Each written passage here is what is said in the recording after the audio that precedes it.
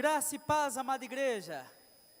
Que alegria! Ultrapassamos o nosso alvo de missões. Eu estou muito feliz com essa igreja que se envolve com missões. Mais do que enviar ofertas, durante esse tempo nós apoiamos os campos missionários, nós intercedemos por missões, nós somos o povo mais missionário do mundo, porque nós vemos as necessidades dos campos e ainda que a nossa contribuição seja tão pequena diante do desafio, nós estamos disponíveis para orar, para contribuir, para mobilizar e para ir, se assim o Senhor nos enviar. Então, que privilégio é participar da obra missionária. Eu tenho compartilhado com os irmãos que desejam, a partir do dia 17 deste mês, começar uma nova série de pregações, onde nós vamos falar sobre a pessoa do Espírito Santo. Confesso aos irmãos que gostaria que o livro que nós vamos usar como base para essa série de pregações já estivesse aqui hoje, para que você pudesse adquiri-lo. No entanto, tivemos um pequeno problema com a transportadora e ele não chegou até hoje, deve chegar amanhã ou terça-feira. Então, no próximo domingo, nós teremos aqui uma boa quantidade de livros que você pode adquirir para participar dessa série de pregações. Como eu quero fazer? Quero fazer como uma campanha. Os irmãos leem um capítulo do livro em família durante a semana, e no domingo eu venho aqui e prego sobre esse capítulo, dando encerramento sobre aquele assunto, e assim nós vamos falar sobre vários temas importantes a respeito da pessoa do Espírito Santo, e vamos ser grandemente edificados. O livro custa apenas R$ 33,00, então você já pode adquiri-lo se desejar. Ali na saída, no nosso mural, tem um banner que fala as informações do livro e tem um QR Code. Abrindo seu aplicativo de banco e mirando para aquele QR Code, você já pode automaticamente fazer o pagamento do seu livro. Aí quando o livro chegar, o seu já está garantido, porque você já fez o pagamento. Então, se você assim desejar, pode agir desta maneira. Mas ainda que você não compre o livro, não possa ou não queira, você vai ser ministrado sobre esse tema que é muito importante para as nossas vidas.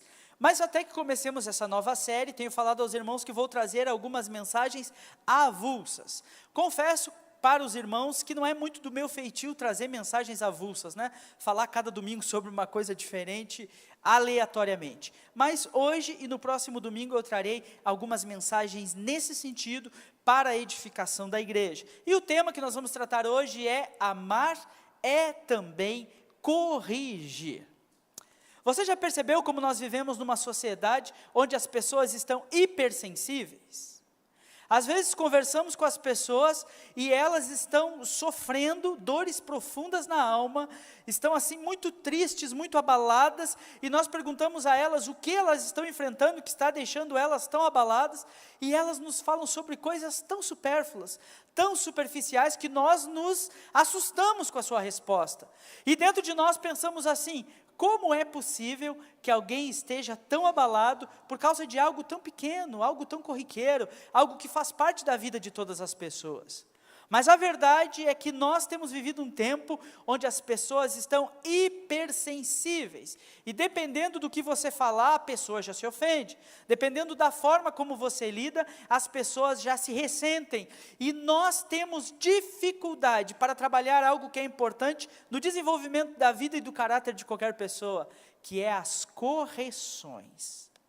Quem aqui trabalha em alguma posição de chefia no seu trabalho, ou quem trabalha no RH, como é a Bruna, ou como outras pessoas aqui, podem ter certeza disso. Nelita também, né? As pessoas têm dificuldade para serem corrigidas. E às vezes, quando algum funcionário faz alguma coisa errada, e o seu chefe lhe chama para alinhar alguma coisa, ele já joga a vaca no brejo e fala assim: se é para ser assim, eu não quero mais, eu não preciso desse trabalho, eu vou embora, eu não quero mais estar aqui.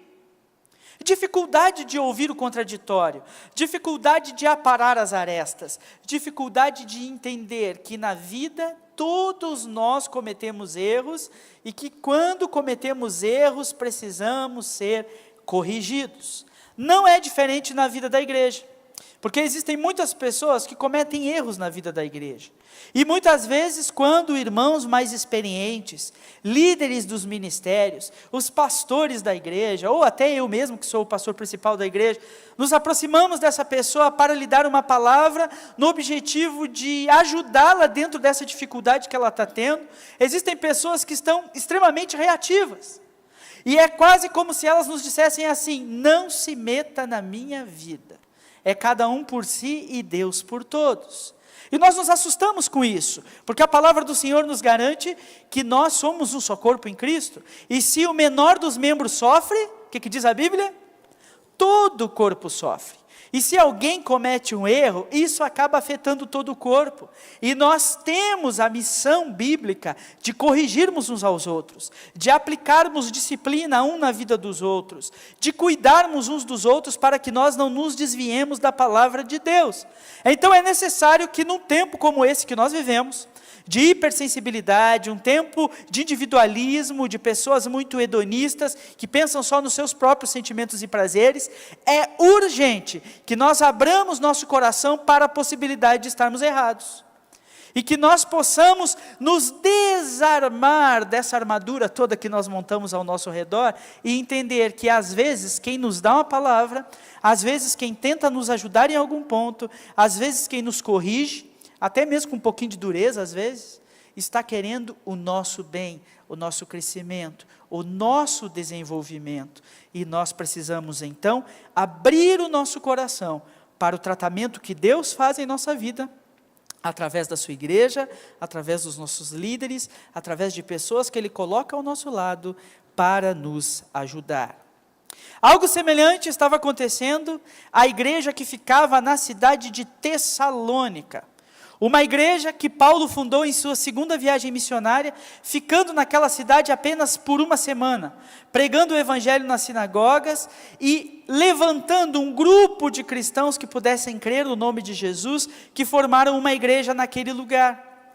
No final do Novo Testamento, o apóstolo Paulo escreve 2 cartas aos Tessalonicenses, a essa igreja que ele formou durante uma semana de trabalho missionário.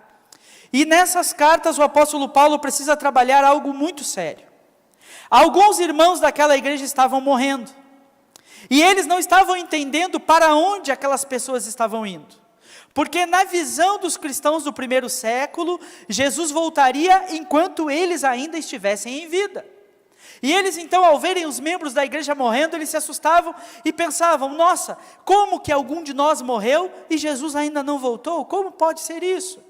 E eles começaram a se afligir com essas coisas. Lá dentro da igreja dos Tessalonicenses havia um grupo de pessoas que começou a pregar uma falsa doutrina, dizendo assim: já que Jesus Cristo virá, por que nós precisamos trabalhar? Não é melhor a gente ficar tranquilo, aguardar a vinda de Cristo, descansadamente?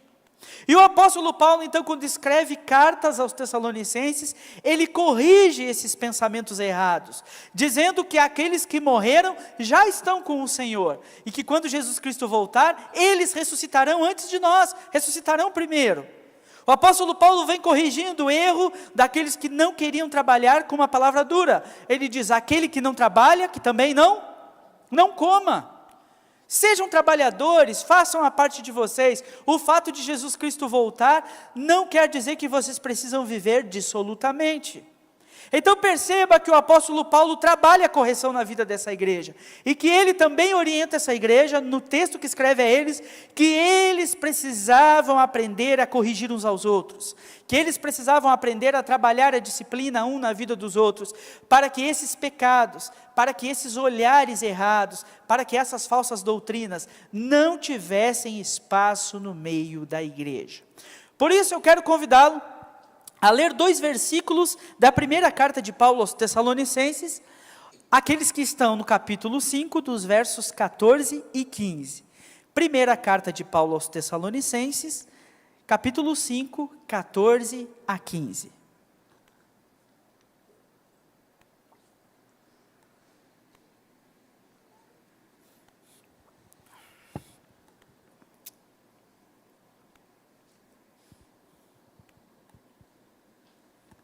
Diz assim a eterna, sempre viva, maravilhosa, inerrante, infalível, totalmente autorizada palavra de Deus.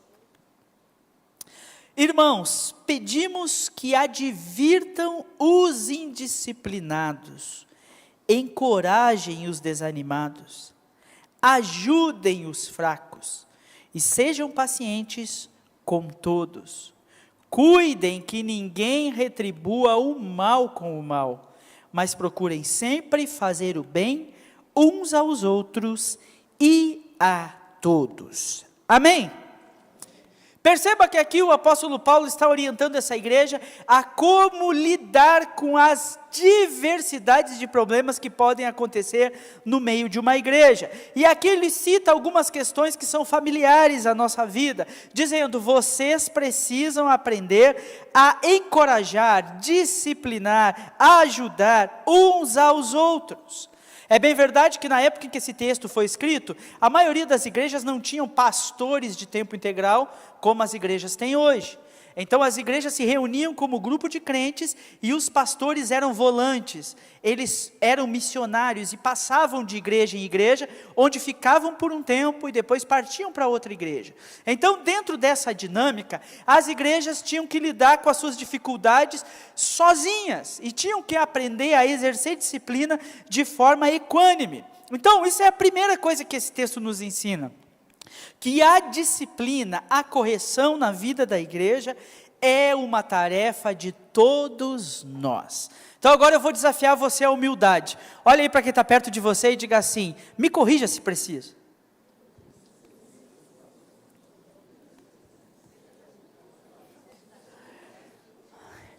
Veja que o apóstolo Paulo não está dizendo que os pastores corrijam o rebanho, mas ele está dizendo: irmãos, pedimos a todos vocês que estejam atentos à disciplina.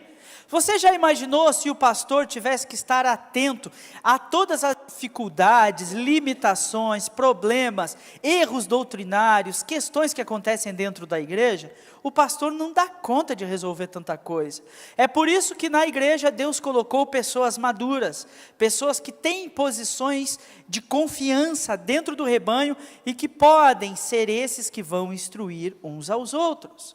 Por vezes as coisas vão acontecer longe dos olhos do pastor, e o pastor não vai ficar sabendo do que aconteceu, mas é responsabilidade de cada um de nós, irmãos que estamos próximos das pessoas que estão ou cometendo pecado, ou anunciando mensagens que não estão em acordo com a palavra de Deus, ou tendo atitudes na sua vida que contrariam a vontade de Deus para elas. É responsabilidade de cada um de nós nos aproximar dessas pessoas e as corrigirmos, dizendo: meu irmão, você está percebendo que tem alguma coisa aí que você está fazendo que não está de acordo com a palavra?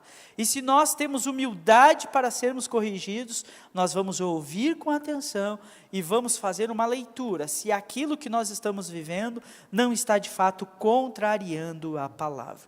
Por isso, eu quero desafiá-lo essa noite, a você ser menos reativo, ser menos assim, doído, ser menos hipersensível que nem as pessoas da nossa sociedade são. E às vezes quando alguém dá uma cutucada em você, ou chamar a sua atenção, ou lhe ajudar em alguma dificuldade, olhe com olhos de amor e entenda assim: essa pessoa está querendo me ajudar. Pode ter certeza, se a pessoa não tivesse nem aí para você, ela não lhe falava nada, ela deixava você continuar nos seus erros, ela não gastaria o seu tempo precioso com você. Mas se ela lhe chamou, se ela lhe convidou, se ela está lhe dando uma palavra, pare e ouça com atenção. Nós não precisamos aceitar tudo que as pessoas falam para nós, porque nós podemos fazer a leitura e entender: o meu irmão está errado, isso que ele está falando não está de acordo com a verdade. Mas é fundamental que nós tenhamos a humildade de ouvir, pensar sobre isso, avaliar, e se chegarmos à conclusão de que estamos andando meio longe do caminho, voltar para a presença do Senhor. Quantos dos que aqui estão fizeram integração comigo aí, a igreja? Levanta a mão, quem aqui fez? Tem algumas pessoas aí que fizeram integração comigo, né, a igreja? O que eu sempre pergunto na assembleia onde as pessoas são recebidas? Você aceita a disciplina da igreja? Não pergunto isso? Sempre faço 3 perguntas. Você tem 12 talentos que o Espírito Santo deu a você. Você está disposto a servir a igreja com seus dons e seus talentos? Primeiro. Segunda pergunta: Deus deu recursos a você. Você está disposto a servir a igreja com os seus recursos? Terceira pergunta: você pode se desviar do caminho da verdade, e você está disposto a ouvir a disciplina da igreja? Porque eu acho que é fundamental que nós corrijamos uns aos outros, ajudemos uns aos outros, e dentro dessa dinâmica, com muito amor, tenhamos cuidado uns dos outros. Mas em segundo lugar, o texto também me ensina que existem tipos de disciplina e de correção diferentes na vida da igreja. E aqui o apóstolo Paulo especifica bem nesse texto de Tessalonicenses, falando sobre 3 tipos de pessoas: os fracos, os desanimados e os indisciplinados. Os fracos, os desanimados e os indisciplinados. Repita comigo: os fracos, os desanimados e os indisciplinados. E o apóstolo Paulo fala com a igreja dizendo: vocês precisam estar atentos a essas pessoas que estão se desviando, que estão cometendo erros, que estão distantes do Senhor, para avaliar se elas são fracas, desanimados ou se são indisciplinados, porque para cada tipo de correção é necessário uma atitude. E ele diz assim: se a pessoa é um fraco, ela precisa ser sustentado, ela precisa ser ajudado, ela precisa ser auxiliado. E é bem verdade que dentro da vida da igreja nós temos pessoas que são fracas, pessoas que se abalam por qualquer coisa, pessoas que são seduzidas pela menor tentação do inimigo, pessoas que têm uma vida muito instável e que vivem uma verdadeira montanha-russa da fé. E essas pessoas precisam dessa sustentação, dessa ajuda, precisam que alguém segure no braço dela e diga: você é uma pessoa fraca, então nós precisamos nos aproximar de você e ajudá-lo em suas fraquezas. Em relação aos fracos, qual que deve ser a relação do povo de Deus? Primeiro, acompanhá-lo, se aproximar um pouco mais para ajudá-lo, viver talvez uma experiência de discipulado, dar suporte espiritual. Isso é muito comum na vida dos novos convertidos. Pessoas que estão chegando agora na igreja, eles têm dificuldade para se firmar na palavra, para estarem firmes. Então eles precisam de alguém que se aproxime deles e lhes ajude, e lhes dê essa solução. Há pessoas que estejam ao seu lado para ajudá-la às vezes no processo de libertação pelo qual ela vai precisar passar para se livrar dessas fraquezas, desses pecados. É importante nós notarmos que existem muitas pessoas que não erram por rebeldia, por maldade, mas erram por imaturidade. São pessoas que ainda não refletiram bem sobre a fé, não entenderam bem os princípios do Evangelho. São pessoas fracas e nós precisamos ajudá-las. Mas o apóstolo Paulo continua falando sobre os desanimados. Os desanimados precisam ser consolados, precisam ser cuidados desta maneira. Então perceba que quando alguém se encontra desanimado dentro da igreja, isso pode acontecer por diversos motivos. Pode ser que essa pessoa esteja vindo de uma grande batalha espiritual, e isso lhe sugou toda a sua energia e ela está desanimada. Pode ser que essa pessoa tenha vivido um momento de escândalo, de dificuldade, de dor, e ela está desanimada. Pode ter acontecido algo na sua vida profissional, algo dentro da sua família, que a desanimou, e ela não tem força para sair daquele lugar de letargia sozinha. Então ela precisa do bálsamo do Senhor, precisa que a igreja esteja sobre ela, operando com essa consolação. Quem está desanimado precisa ser colocado nos ombros e diz: vem cá que eu vou ouvir você, eu vou colher as suas lágrimas, eu vou emprestar o meu ombro, eu vou ajudar você, porque eu estou percebendo que você está desanimado. Existem muitas pessoas que já são por natureza frágeis emocionalmente. Pessoas que não lidam bem com mudanças, não lidam bem com situações adversas, e essas pessoas se fragilizam com muita facilidade. E quando nós percebemos que nossos irmãos estão desanimados, nós devemos nos aproximar para consolá-los, para ajudá-los dessa maneira, para encorajá-los, dizer: olha, vocês vão conseguir, vamos lá, vamos dar mais um passo, não desanima agora não, é difícil mesmo, às vezes é duro, mas você vai passar por essa prova, eu estou aqui do seu lado, vamos juntos avançar. Mas o apóstolo Paulo fala sobre um terceiro grupo, que são o grupo dos indisciplinados. E meus irmãos, existem pessoas indisciplinadas na igreja. Pessoas que se disserem para ela, olha, esse palco é o limite. Em vez dela ficar andando aqui, ó, ela fica andando aqui. Ó. Fala, aqui é o limite? Então vou andar aqui. Fica assim, ó, no limite, no limite, no limite. Flertando com o pecado. Pensando, será que eu vou, será que eu não vou? Indecisas, voláteis. Não ouvem o que a palavra diz, não estão atentos ao ensinamento que a igreja traz, mas são pessoas que são indisciplinadas, têm o coração duro para ouvir.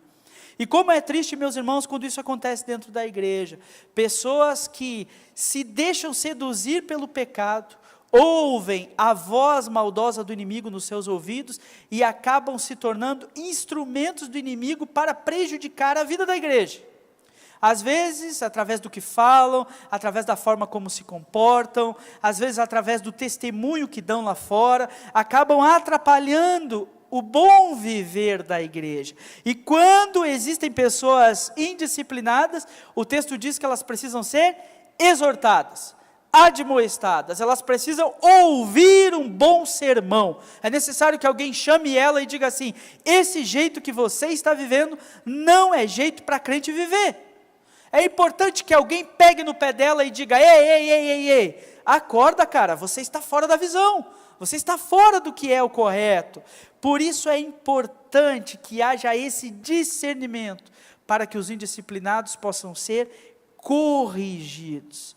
É importante um confronto, é importante um chamado ao arrependimento, é importante um direcionamento claro.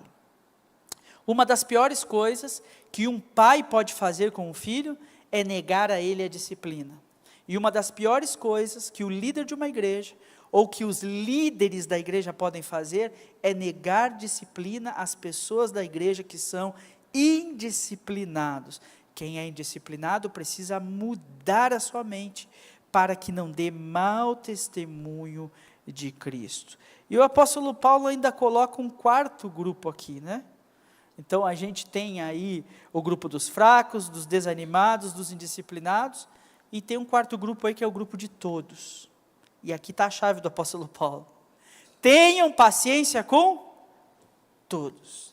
Tudo isso precisa ser feito com muita paciência, porque nós precisamos ter calma uns com os outros com muita paciência. Mas aí quando que os erros acontecem? Quando a gente vê um irmão nosso que está fraco, e a gente, ao invés de ajudá-lo, ao invés de auxiliá-lo, de sustentá-lo, a gente admoesta o fraco, dá na cabeça dele, né? Fala, você está assim porque você não tem fé, agiu errado. Quando a gente vê alguém que está desanimado, e em vez de nós exortarmos ele, ajudarmos, avançarmos, consolarmos ele na sua debilidade, nós queremos lidar com ele como se lida com o fraco. Ou quando vemos alguém disciplinado, ao invés de corrigirmos, queremos dar o ombro para que ele chore, ou queremos caminhar com ele ao lado dele, como se o nosso tempo e a nossa caminhada ao lado dele fosse adiantar para resolver um problema que ele precisa ser confrontado, direcionado naquilo. Então, dentro da dinâmica da correção dentro da igreja, nós precisamos discernir quem são os fracos, quem são esses que estão desanimados, quem são esses que são indisciplinados, para que cada um possa receber o tratamento devido. Mas o texto fala sobre disciplina, e ele se coaduna com aquilo que está escrito em Mateus capítulo 18, dos versos 15 a 18. Você lembra o que está escrito nesse texto? É um texto paralelo a esse que seria bom nós fazermos a leitura. Nicolas, se você conseguir projetar para nós, Mateus 18, de 15 a 18, eu acho que é um texto bom para nós lermos. Olha o que diz aí. Se um irmão pecar contra você, fale com ele como? Em particular. Chame-lhe a atenção para o erro. Se ele o ouvir, você terá recuperado o seu irmão. Mas se ele não ouvir, leve consigo um ou dois outros e fale com ele novamente, para que tudo o que você disser seja confirmado por 2 ou 3 testemunhas. Se ainda assim ele se recusar a ouvir, apresente o caso à igreja. Então, se ele não aceitar nem mesmo a decisão da igreja, trate-o como gentil ou como cobrador de impostos. Eu lhes digo a verdade: o que vocês ligarem na terra será ligado no céu, e o que vocês desligarem na terra será desligado no céu.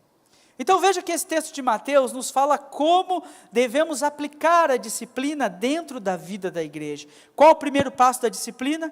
Correção individual. Percebemos que alguém está cometendo um erro, que alguém está distante do caminho, nós nos aproximamos dessa pessoa e conversamos com ela pessoalmente. Aprenda isso, igreja. Não vai adiantar você reclamar de alguém para mim. Não vai adiantar. Porque sabe o que eu vou dizer para você? Procure a pessoa e fale com ela. Esse negócio de você dizer assim: pastor, eu estou triste com a irmã Priscila, eu gostaria que o pastor conversasse com ela. Eu não estou triste com a Priscila. Para mim ela é uma bênção, está tudo certo entre eu e ela. Se você quiser, eu chamo ela para vocês duas conversar, mas eu não tenho problema nenhum com ela. Às vezes nós temos dificuldade dentro da igreja, uma aresta que temos com o irmão, uma dificuldade, um mal entendido, um problema que aconteceu, e nós deixamos isso se arrastar, e nós queremos que outras pessoas resolvam os nossos problemas. O texto de Mateus 18 é óbvio: se o teu irmão pecar contra ti, vai e resolve tu com ele em particular. Primeiro passo. Então vai e resolve. Se o irmão não ouvir, aí você convida outras pessoas, talvez líderes da igreja, pessoas mais maduras, e conversa com o irmão novamente. Perceba que o texto não está dizendo assim: leve testemunhas para que eles possam acusar o seu irmão que pecou contra você junto contigo. Não é isso que o texto diz. É para que essas testemunhas, sejam testemunhas de quê? De que você tentou resolver o problema. Esse é o testemunho que eles vão dar. Olha, eu tentei resolver o problema com ele, ele não quis. Então eu quero que vocês me acompanhem, para que vocês sejam testemunhas de que eu quero resolver esse problema, e que isso não está mais na minha mão, ele não quer resolver. Se nem isso adiantar, traga para a igreja. E aí sim, a igreja vai lidar com a situação de disciplina que precisa lidar. Nós, como batistas, fazemos a assembleia aqui, trazemos o caso, discutimos e pensamos o que vamos fazer. E se nem isso adiantar para que o irmão se arrependa dos seus pecados, o texto fala algo dolorido: trate ele como gentil, como publicano, trate ele como se não fosse irmão. Sabe qual é a maior dor de um pastor? É você desligar membros da igreja. Você tem que vir numa assembleia e falar assim: olha, nós precisamos tirar esse irmão. Quando o irmão foi para outra igreja, ou quando ele desanimou da fé, ainda não é tão difícil. Porque a gente fala assim para a igreja: meus irmãos, no dia que esse irmão voltar a ficar firme com Cristo, a gente recebe de volta. Se ele for para outra igreja, um dia ele voltar para cá, a gente recebe ele de volta. Mas coisa triste é nós termos que dentro da igreja fazer uma assembleia para falar da vida dos outros. Nossa, isso é coisa difícil. Isso dá até processo hoje, sabia? A gente trazer o caso das pessoas para a assembleia e discutir, falar sobre a vida delas. Tem pessoas que ficam tão tristes com isso, que processam a igreja por causa disso. Mas nós não podemos, em determinadas situações, fazer outra coisa a não ser disciplinar duramente as pessoas, porque o coração está empedernido e elas não ouvem quando foram procuradas individualmente, não ouviram quando foram procuradas pelas testemunhas, não ouviram quando foram procuradas pela igreja. Elas simplesmente não estão dispostas a mudar o seu caminho. Então, como igreja, nós precisamos tomar uma atitude tão drástica, que é desligar essa pessoa, aquela disciplina cirúrgica que dói tanto em nosso coração. E ainda assim, o apóstolo Paulo, quando escreve aos Coríntios no capítulo 5, ele fala sobre aquele homem iníquo que estava dentro da igreja, com perversidade sexual dentro da igreja, e ele diz: excluam esse homem do meio de vocês, porque ele não quer se acertar. Mas o apóstolo Paulo conclui dizendo: mas orem por ele, para que embora o corpo dele pereça, de alguma forma Deus possa salvá-lo. Então, mesmo quando nós agimos com disciplina e precisamos desligar alguém da vida da igreja, no nosso coração nós estamos orando para que aquela pessoa se arrependa, para que ela mude de caminho, para que ela se transforme e para que ela possa viver a vontade de Deus para a vida dela. Mas em quarto e último lugar, eu quero destacar qual é o espírito correto para a disciplina. E esse texto nos mostra: sejam pacientes com todos, ninguém retribua mal com o mal, procurem sempre fazer o que é bom. O objetivo da correção dentro da igreja não é ferir alguém, não é retirar alguém, não é machucar alguém, mas o objetivo é curar, é sarar, é promover o bem. Não é o objetivo de vingança, perseguir alguém, mas é o objetivo de trazer de volta à luz. E é bem verdade que a falta de disciplina tem gerado perversidade em muitas igrejas. A falta de correção tem gerado o crescimento do pecado em muitos lugares. E tem feito muito mal à vida das igrejas. Porque as pessoas estão juntas no mesmo lugar, mas elas não têm mais liberdade de conversarem umas com as outras. Então fica cada um vivendo no seu mundo, fazendo as coisas do jeito que quer, e a igreja fica bagunçada, sem ter padrão moral, sem ter padrão espiritual, sem ter visão do que é a vontade de Deus para ela. E da mesma forma, como a falta de disciplina atrapalha a vida da igreja, o excesso de dureza também atrapalha. Porque existem muitos lugares onde as pessoas são duras, excessivamente e fora do que a Bíblia diz. Existem pseudo-igrejas, seitas que se chamam a si mesmas de igreja, que elas dizem assim: se alguém for excluído do nosso meio, nem mesmo a família pode mais falar com essa pessoa. Ela se torna um pária, se torna alguém que não tem mais direito. Existem denominações evangélicas que eles escolhem pecados para serem os pecados mais importantes de todos. E aí eles dizem assim: se você um dia passar por um divórcio, você perdeu a sua salvação, acabou, não tem mais salvação para você, de agora em diante você vai para o inferno. Não é exagero? Não é um princípio que vai além do que a palavra de Deus entrega? Então, da mesma forma como a falta de disciplina atrapalha, a falta de correção atrapalha, o excesso de dureza, o legalismo, a maldade também atrapalha. Quantas pessoas de igrejas por aí foram excluídas porque deixaram a barba crescer, ou porque andaram de bicicleta, ou porque jogaram futebol, ou porque fizeram muitas coisas dessas. Eu imagino que no dia do juízo, Deus vai cobrar isso da mão dos líderes que excluíram as pessoas por causa de coisas tão estúpidas, que os irmãos que são mais velhos aqui hão de lembrar que em alguma época isso era pecado, e era pecado grave, indo além da palavra. Mas Deus também vai tomar da mão aqueles que lidam com a igreja de forma dissoluta, dizendo assim: todo mundo pode fazer o que quiser, porque aqui nós somos o povo de Deus, a gente só reúne para cantar e para ler a Bíblia, mas cada um faz o que quer na vida pessoal. É necessário que dentro da realidade da igreja haja correção, haja vida com Deus, haja verdadeira transparência. Por isso, eu quero desafiá-lo hoje, sobre essa palavra, a você analisar a sua vida, e perceber como está o seu senso de fragilidade. Será que você admite ser corrigido por alguém naquilo que você pode estar fazendo que vai em desacordo com a palavra de Deus? Será que você tem o coração aberto para crescer espiritualmente? Será que você permite que pessoas se aproximem de você para ajudá-lo nesse processo? Será que você tem vivido dissolutamente em pecados que você sabe que vão contra Deus, e você está pensando: isso é um problema meu e ninguém tem nada a ver com isso? Saiba que os seus pecados e as suas falhas atrapalham toda a igreja, porque a força de uma corrente é proporcionalmente igual à força do seu elo mais fraco. E na igreja também funciona assim. O inimigo começa a usar essas pessoas que dão brecha para o pecado, para atrapalhar a vida da igreja. Portanto, esteja atento à forma como você vive, e que você possa ser alguém que não necessite de muita correção, mas quando alguém lhe corrigir, tenha humildade e ouça de acordo com a palavra do Senhor. Amém? Vamos orar por essa palavra?